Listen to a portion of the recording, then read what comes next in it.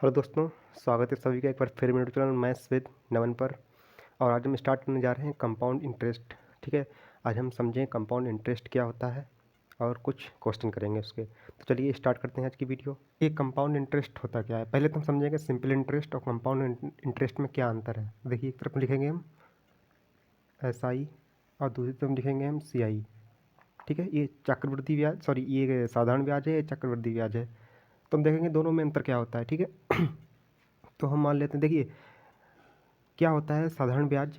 साधारण ब्याज होता है कि जब हम, देखिए ये जो ब्याज होता है, ठीक है, जब मूलधन पर ब्याज लगता है, ठीक है, जो ब्याज होता है वो मूलधन पर लगता है, वो क्या है होता है सिंपल इंटरेस्ट में। ठीक है, मतलब कि जो साधारण ब्याज होता है उसमें जो ब्याज लगता है मूलधन पे लगता है, जबकि जो ब्याज है अगर वो मिश्रधन पे लगता है, ठीक है, CI, मतलब कि कंपाउंड इंटरेस्ट में जो ब्याज होता है वो काहे पे लगता है, मिश्र धन पे लगता है। ठीक है, तो एक तो ये हो गया। ठीक है, और आगे हम अभी देखेंगे। देखिए मान लेते हैं हम कि हमारा मूलधन कितना है, 10,000 रुपये है। ठीक है, और रेट कितनी है, 10%। और 10% रेट में अगर SI निकालना है, मतलब साधारण ब्याज निकालना है, तो क्या लगाएंगे फार्मूला, 10,000। मान लीजिए समय हम ले लेते हैं 2 साल, तो 10 × 2/100, ये जीरो कैंसिल, कितना आ गया, 2,000 रुपये। ठीक है, तो हमारे पास जो SI आया वो कितना आ गया, 2,000 रुपये। अगर हम 1 साल का निकालते हैं तो देख लीजिए 2 की जगह 1 हो जाता। ठीक है, तो कितना आ जाता, 1,000 रुपये। कहने का मतलब ये है कि 1 साल में कितना आया ब्याज, 10% पे 1,000, 2 साल में 2,000 है, 3 साल में 3,000, 4 साल में 4,000। मतलब कि क्या है कि जो सिंपल इंटरेस्ट है यानी कि साधारण ब्याज है वो हर साल समान ही बढ़ेगा। ठीक है, अगर जैसे 1,000 बढ़ रहा है इस साल, तो अगले साल फिर 1,000, 2,000 हो जाएगा, फिर 3,000 हो जाएगा, 4,000 हो जाएगा, इस तरह से चलेगा। जबकि कंपाउंड इंटरेस्ट में ऐसा नहीं होता है। कंपाउंड इंटरेस्ट एक मतलब चैन की तरह चलता है। और देखिए इसमें क्या होता है, जैसे हमारे पास ये 10,000 रुपये थे, इस पर हमने ब्याज लगा दिया, सॉरी इस पर हमने दर लगाई 10% दर से 2 साल का, और हमें कितना ब्याज मिल गया, 2,000 रुपये। सही है। जबकि जो CI होता है कंपाउंड इंटरेस्ट, इसमें क्या होता है कि जो ब्याज होता है वो मिश्रण पे लगता है। जैसे मान लो P बराबर हमारे पास 10,000 रुपये थे और हमारा रेट है 10%। तो देखिए पहले साल का तो जो SI होगा, सॉरी CI होगा, पहले साल तो वो 1,000 रुपये ही होगा। पहले साल तो 1,000 रुपये होगा, 10% का, 10,000 का 10% है 1,000। 1,000 को हम इसमें ऐड कर देंगे, कितने हो गए, 11,000 रुपये। ठीक है, अब ये 11,000 रुपये क्या आ गया, मिश्र धन। अब इस मिश्र धन पे फिर से लगेगा क्या, ब्याज। तो 11,000 का 10% यानी कि 10/100, तो कितना आ गया ये, 1,100। अब ये कर चाहो तो फिर 1,100 इस 11,000 में जोड़ने पड़ेंगे, तो कितने आएंगे, 0 2 सॉरी 1 2 1, 12,100 रुपये। सही है, कितना आ गया, 12,100 रुपये। जबकि अगर हम यही 2 साल का अगर SI निकालते हैं तो कितना आ गया, 2,000 रुपये प्लस हमारा वो कितना था मूलधन 10,000, तो टोटल कितना हो गया, 12,000 रुपये। और अगर हम CI निकालेंगे तो कितना आ गया, 12,100 रुपये। ठीक है, ये डिफरेंस है CI और SI में। आगे देखते हैं।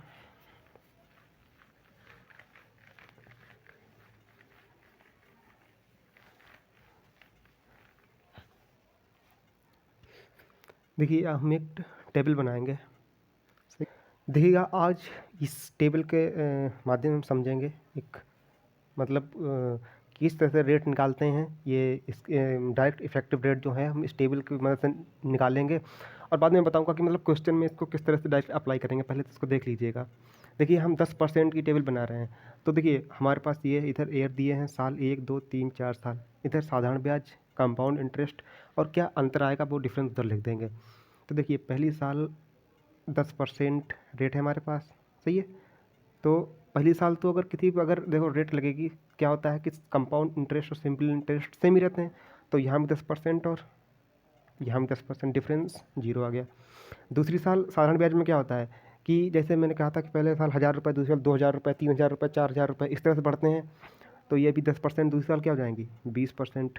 ठीक है, ये 20% भी हो जाएगी, प्लस ये 20% तो होगी, लेकिन ये 10% कहेगा हमें इस 10% का भी 10% चाहिए, सही है। तो इसका 10% निकालेंगे कितना, 1% बराबर कितना आ गया 21। तो इसमें अब कितना डिफरेंस आया, 1% का। फिर अगले साल ये बढ़ के कितना हो गया 30%। तो एसआई 30%, कंपाउंड इंटरेस्ट भी 30% तो रहेगा ही रहेगा। फिर 30% रहेगा, फिर 1% ये भी रहेगा प्लस। अब ये कहेगा कि हमें इस पर भी 10% चाहिए। तो देखिए हम निकालते हैं 21 का 10% कितना आ गया 2.1 बराबर कितना आ गया 30, तो 32 एक 33.1%। डिफरेंस कितना आया 3.1% का। चौथी साल ये कितना हो जाएगा 40%। तो 40% तो CI तो 40% होगा ही होगा, 40% होगा, लेकिन वो पिछले वाले सब पे ब्याज 1%, 2.1% इस पे 33.1 का पे 10% भी लगेगा। तो क्या आएगा 3.31। टोटल कितना होगा 40, 41, 42, 43, 46 मतलब 31। डिफरेंस कितना आ गया 6.31% का, सही है।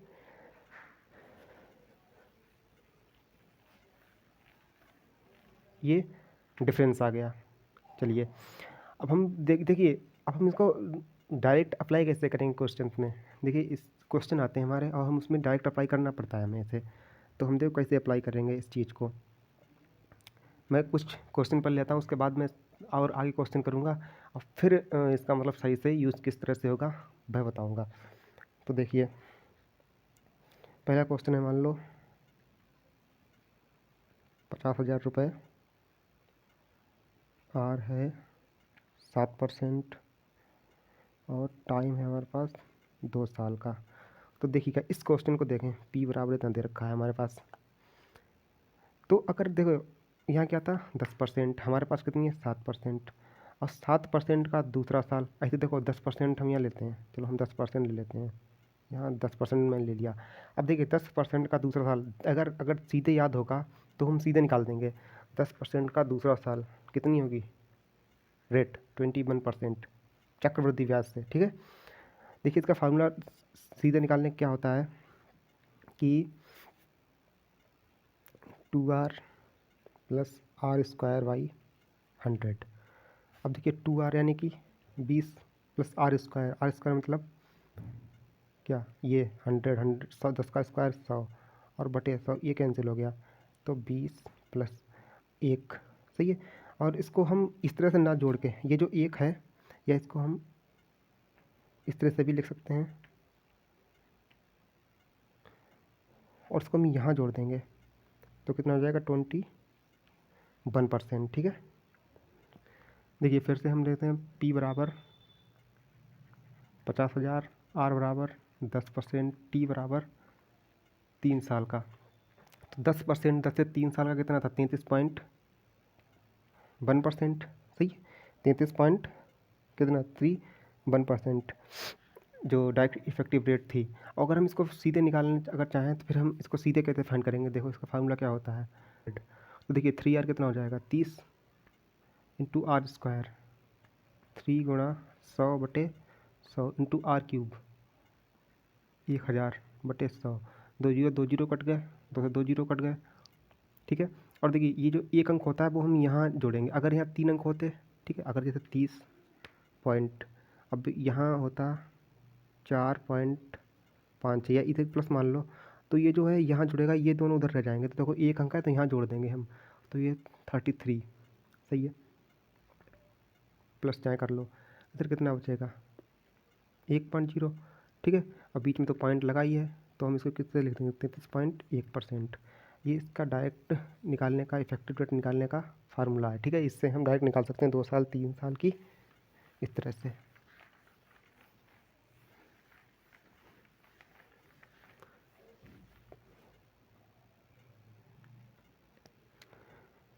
अब देखिए इसके कई मेथड होते हैं, एक ट्री मेथड भी होता है निकालने का। तो ट्री मेथड देखिए क्या होता है। मान लीजिए हमारे पास P 10,000 रुपये है, R 10% है, समय 2 साल है। तो देखिए ट्री मेथड क्या होता है, पहली साल और दूसरी साल। तो देखिए ट्री मेथड कैसे लगेगा। पहली साल 10% का 10% कितना हो जाएगा, 10,000 का 10% कितना, 1,000 रुपये। सही है, 10,000 का 10% कितना, 1,000 रुपये। दूसरी साल देखिए कि 1,000 तो लगेगा ही लगेगा, दूसरी साल भी 1,000 तो लगेगा ही लगेगा। लेकिन अब देखिए पहली साल क्या होता है, साधारण ब्याज और चक्रवृद्धि ब्याज बराबर ही रहते हैं, ठीक है। अब दूसरी साल चक्रवृद्धि ब्याज क्या होगा कि 1,000 तो लगेगा ही लगेगा, सही है। फिर वो कहेगा कि हमें इस 10% का, पहले तो इसका 10% मिला, अब वो कहेगा हमें इसका भी 10% चाहिए, तो इसका 10% कितना, 100, तो कितना हो गया, 1,100 रुपये।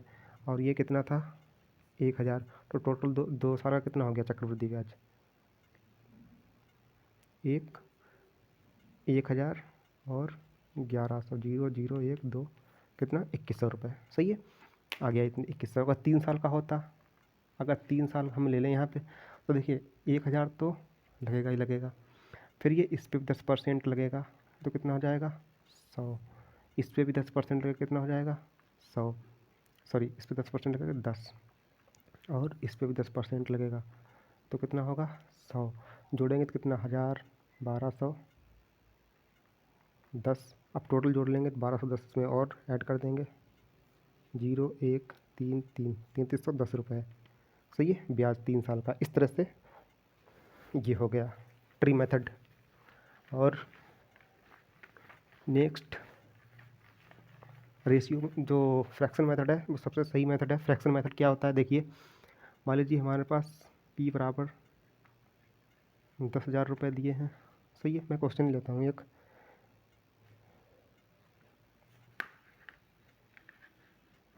मैं क्वेश्चन लेता हूँ। P बराबर हमारे पास 8100 रुपये दिए हैं, और R हमें दे रखी है 11 सही 1/9%, और T समय हमारे पास है 2 साल। ठीक है, हमें CI फाउंड करना है। तो देखिए क्या करेंगे, फ्रैक्शन मेथड क्या होता है, 11 से 1/9% की वैल्यू कितनी होती है, 1/9, ये तो पता ही होगी सबको। सही है, तो देखो क्या होगा कि 9 पे एक ब्याज लगा कितना हो जाएगा, 10।